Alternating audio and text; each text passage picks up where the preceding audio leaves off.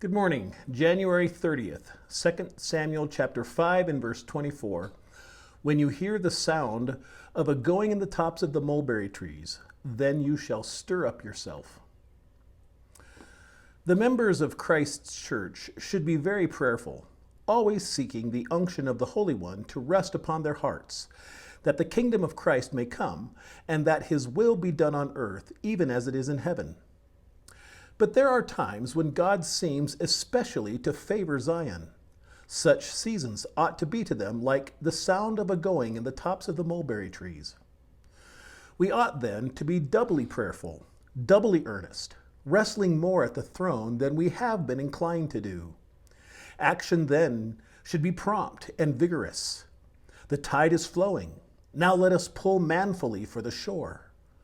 Oh, for Pentecostal outpourings and Pentecostal labors. Christian, in yourself there are times when you hear the sound of a going in the tops of the mulberry trees. You have a peculiar power in prayer. The Spirit of God gives you joy and gladness. The Scripture is open to you. The promises are applied. You walk in the light of God's countenance. You have peculiar freedom and liberty in devotion, and more closeness of communion with Christ than was your inclination. Now, at such joyous periods when you hear the sound of a going in the tops of the mulberry trees, is the time to stir up yourself. Now is the time to get rid of any evil habit, while God the Spirit helps your infirmities. Spread your sail. But remember what you sometimes sing. I can only spread the sail. You must breathe the auspicious gale. Only be sure you have the sail up.